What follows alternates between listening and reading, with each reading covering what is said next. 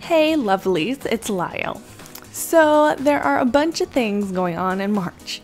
St. Patrick's Day is my mother-in-law's favorite holiday, so of course we have to celebrate that. Meanwhile, any parent of a Girl Scout knows this is cookie season. So how do I stay on point for both while running around with two little kids in tow in zero freaking time? Nail art. Let's get to it.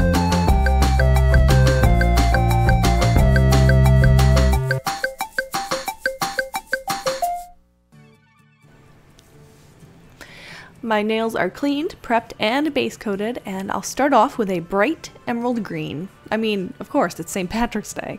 I have to do 2 coats for good opacity with this particular polish. At its core, this look is a take on the old school half moon cuticle, so if things get streaky toward the tip or if I miss a spot, it's not a huge deal. However, I do have to get really precise on that bottom cuticle line and make sure everything is cleaned up with a small brush and some acetone before I hit the next steps. The pigment bleed potential is real, y'all. From here, let it dry, and then there are a couple ways to proceed. I've seen lots of tutorials where people use those little hole punch page reinforcer things to mask off the half moon. That might be a good plan if I could find actual office supplies in my office. Here's a small sticker that could maybe work, and kind of looks like a butthole. Cool. Anyway, if this is your plan, make sure you use a quick dry top coat over your green and let it dry thoroughly before you put the stickers on to prevent lifting. Just stick them on, paint over, then remove, preferably while the upper color is still a little wet, and keep it going. I should definitely mention here that because this isn't designed for this purpose, your result might be a little less great than maybe you wanted. My sticker is definitely less pliable than hole reinforcers, but it looks like we're gonna have to freehand. There are 2 ways to freehand in this mess. If you're not super confident yet, just use a toothpick or tiny brush to draw a little half moon as a guide, then stay within the boundary and paint in the rest.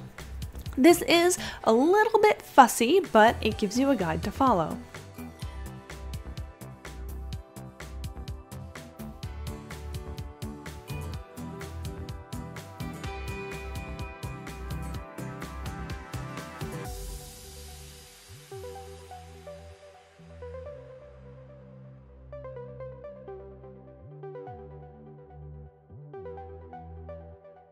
Conversely, if you're a badass, you can just use your nail brush to do the whole thing, but this gives you a lot of room to screw up. If you do go this route, using a flat nail brush instead of the one that came in the bottle might be a good idea since you know right where the edge of the polish will be with each stroke. In any case, that's about it for the half moon part.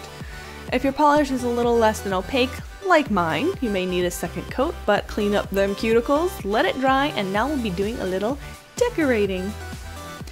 We're gonna make some shamrocks. I mean, of course, it's St. Patrick's Day. They couldn't be easier to make. We always have mini ice cream lids lying around, so I'm going to upcycle one of those to keep this mani nice and green.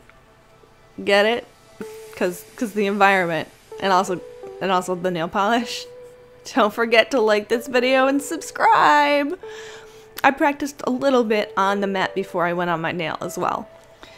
Small 3-leaf shamrocks like this with just the dots could be cute, but I think I'm gonna go with these V-shaped leaves on a 4-leaf clover. I want it to be a little bit bigger, so I'm going to use some of these nippers that should never ever go anywhere near your cuticles to cut the toothpick in half for a bigger tool.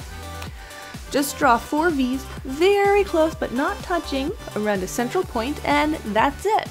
Really.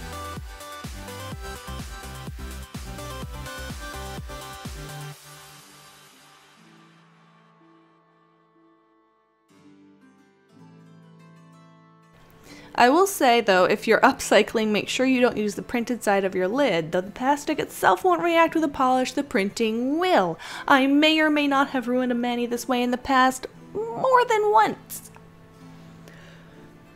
I'm using my usual top coat, but you may want to opt for no smear, sometimes labeled stamping top coat or something like that, because the difference in colors here is pretty stark, and if it smears, it's probably gonna show. Personally, I like to live a little dangerously, especially when Guinness is involved. But wait, How do I go from Funtime Shamrocks to Cookie Mom? Get your toothpicks back out. The Girl Scout trefoil insignia is actually kind of similar to a 4-leaf clover. The sides are a little bit different and there's a V on the bottom.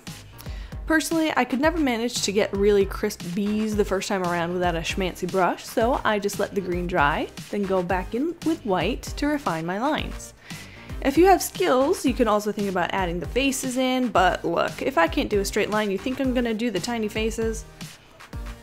This mani and its edit is all about keeping it easy anyway, because I really gotta go. Oh, hey, wait! You guys want to buy some cookies? I'll see you next time.